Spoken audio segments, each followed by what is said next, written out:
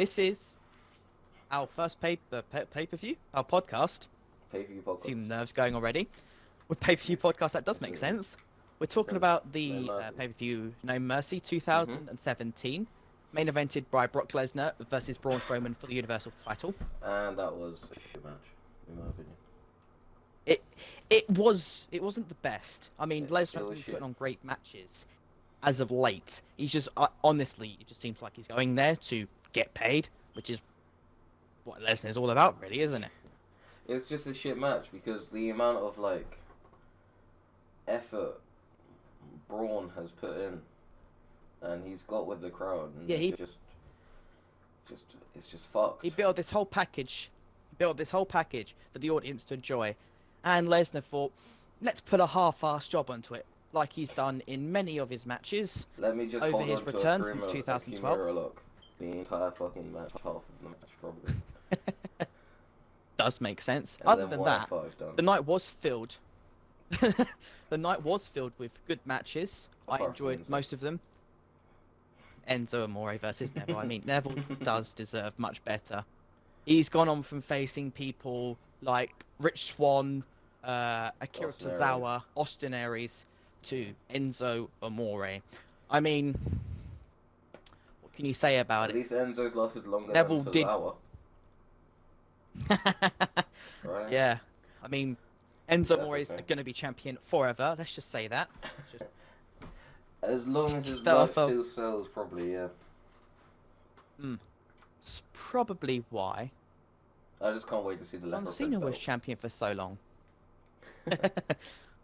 Leopard print belt just goes. They were going to do that with Naomi, but then Naomi was a bitch backstage. Let's just say that. Anyway, that's what the rumors say. Heat, yes. Heat's not a good thing if you're working in WWE. No, but apparently Enzo has like heat. someone with an ego. Enzo has heat, look. Enzo does have heat, but he does sell loads and loads of merch. So, it's sort of a balance. Slight balance. Match of the night, I thought, was Roman Reigns versus John Cena. You could definitely see John Cena did all that he could to put over Roman Reigns, and I think he did a good job. And his promo, his interview with Jerry the King Lawler and Renee Young after that on Raw Talk was really good. It looked like he opened up about everything. He laid his emotions on the line. Well, yeah, but they still got fucking booed. It's like, it just reminds me of the Royal Rumble when The Rock came out and they still didn't do shit. Like Roman will, even the Rock didn't get Roman cheered. It will always get booed, apart from the Shield. Yeah. But That's probably why they're going with a Shield reunion for TLC. We need him to get cheered. And you've got the tag team champions who are just being really bloody good. Seth Rollins and Dean Ambrose. You think a year ago they'd be at each other's throats. But they seem to be a really good tag team at the moment. R.I.P. Cesaro. R.I.P. Cesaro. Cesaro was the man of the night at No Mercy. He, even though he had an injury with his teeth, a dental injury, which was quite bad, he still powered on through the match and finished the match up as it was supposed to be. So, kudos to Cesaro, and we hope he gets better soon. Yeah, but it's still mad. It's still mad. Like, it's still mad, yeah. Like that, it's mad. I think it got pushed in. Like other people, their teeth got pushed out, like the Miz or like Jeff Hardy and shit. I think the LED board around the posts is not exactly a good idea. This is one of the injuries, and there may be other injuries in future that occur from this instance, which is not good. No, but it really is not good. What can you do? Next week on Monday Night Raw, we have a match between Roman Reigns and The Miz for the Intercontinental title. I'm looking forward to seeing how that goes. Miz should retain. I do want Reigns to win. Really? I want him to win. You want to get the IC belt? I want him to. I want, because then it'll go well with the Shield reunion, because then they would all be champions. You see, sort of almost like 2013 when they were all champions. Dean Ambrose, United States champion. Seth Rollins, Roman Reigns are the tag team champions. We're talking about sort the of Miz, a strong way. his match at No Mercy was actually alright. Yeah. Against Jason Jordan. His matchup with Jason Jordan, that was a good match. All the matches were good. Really, really good. It was an enjoyable pay-per-view. In my opinion. Yeah. The last two just if you've got Enzo in a match, he has the wrestling ability of a mop. And Brock Lesnar just can't be asked. Fucking butter and shit. Baby oil. Yeah. Talking about Brock Lesnar, he is scheduled to return the night after TLC at Monday Night Raw. What do you think they're doing? Probably to build up a. What do you think they're doing? What Brock Lesnar? They probably will do a #1 contenders match. Oh, what like at TLC? Probably. Like Extreme Rules. No, it'd be TLC. It's the paper. No, I mean TLC. I mean contract. like Extreme Rules. Like oh the yeah, 5 yeah, man, yeah. I know what you mean. No, elimination match. Elimination match. Yeah, or like have like 5 because main carders and then they get eliminated. Well, they should have. But we want to follow the way of TLC, don't we? Oh, I guess you could put a contract up TLC match, contract, almost like a sort of Money in the Bank sort of situation going on here. Cena's Raw didn't get their Money in the Bank match. They can have. It'll be a fucking rehab. It doesn't have to be 2 people. It can be like multiple people. 6 people, yeah. You could have Braun Strowman in it again. You could have Finn Balor. You could have Bray Wyatt. I want Braun Strowman to climb a ladder. You could have The Miz. I want Braun Strowman. That'd be funny to watch. I wouldn't see Braun Strowman like running up the ladder. He'd climb up there pretty slowly. Have him come up one of those big, massive ladders that the Big Show used to come up with when he used to do the Money in the Bank matches. Yeah. I think Samoa Joe should be in there because I think he'll come back from injury. Joe should be back. Brock Lesnar is obviously. I don't think he did. Nah. He's not back quite yet, but I think he should be back hopefully for TLC. If not, the night after TLC. You could be unfortunate. You could throw Matt Hardy in there as he's got nothing to do right now. Yeah. Since be a good idea. I mean, I wouldn't mind watching a match between Brock Lesnar and Matt Hardy. That'd be quite cool. Did the same thing like SummerSlam in 2016, where he just starts pounding his head, and then you can have the broken gimmick. Ah, that's clever actually. I like that idea. You could just like. So yeah. Brock Lesnar is probably gonna have his last match in 2017 at Survivor Series. Against Balor. The problem is with Lesnar, he's never won a match at Survivor Series.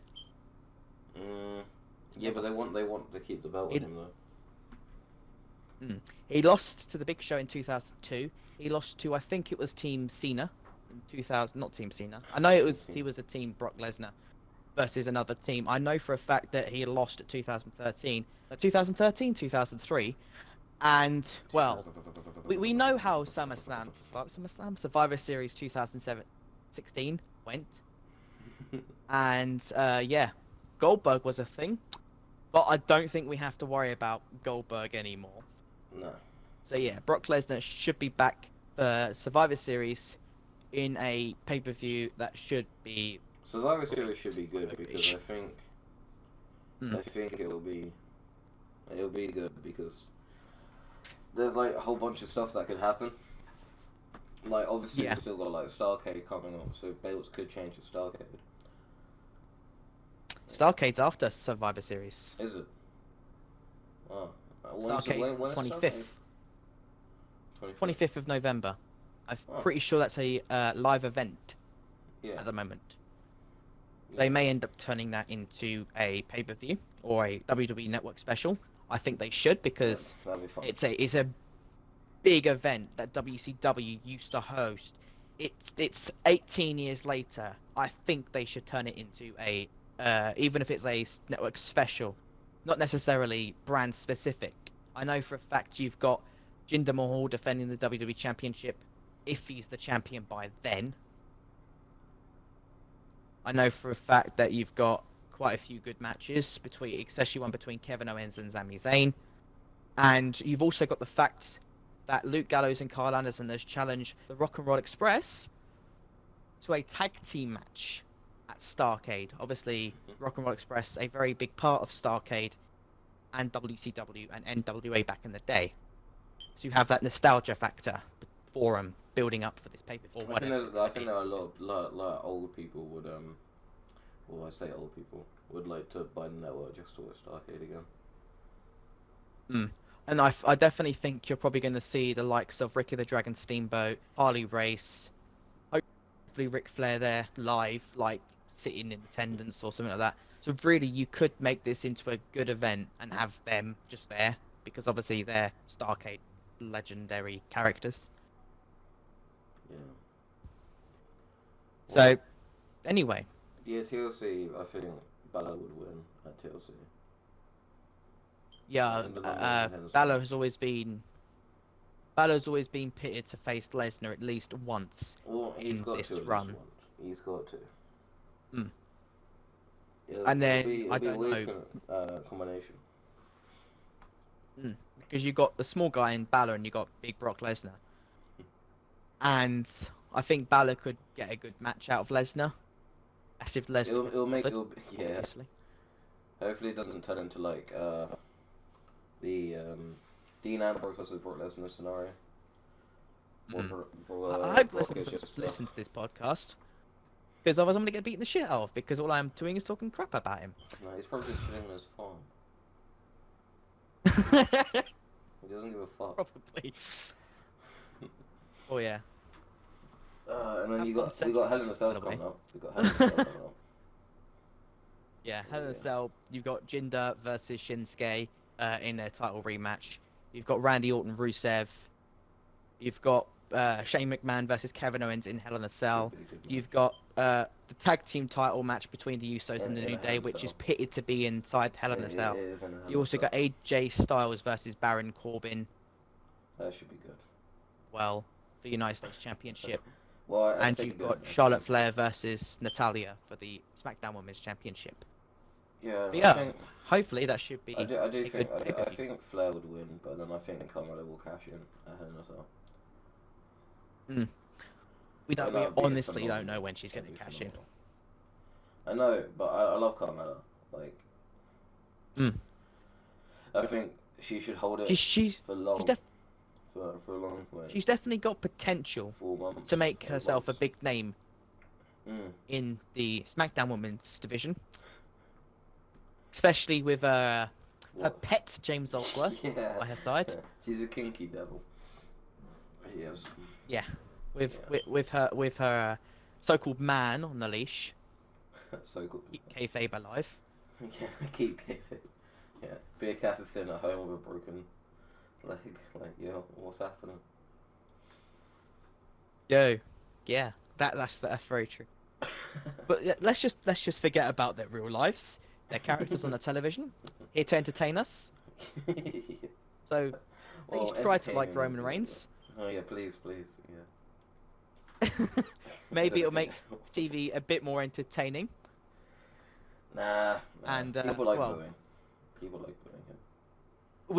We just want Roman Reigns to know that at least he has a couple fans. He's alright. It's not the best. It's not the worst. He's got development. He is he's getting there, but you can't make a star overnight, even if John Cena tries to.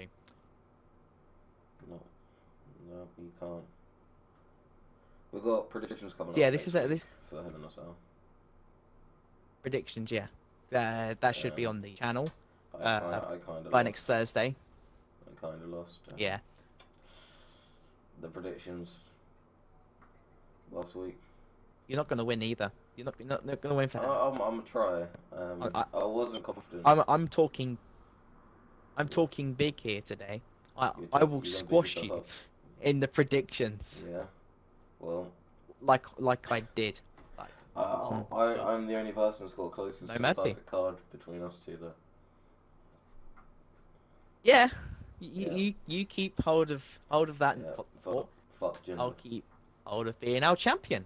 Fuck Jinder, man. I can't believe Jinder's gone on for like so long. That's a very long time, Braun. Like, man. 130 days plus. Yeah. Like, Well, what do they see in him? Just steroids. That's all they see in him. That's an allegation. Hey. Most of our fans are Indian, okay? So, Ginder's from Canada. Anyway, that is the end of this podcast, and I hope you listen to us when we have our next podcast. See you all later. Bye bye.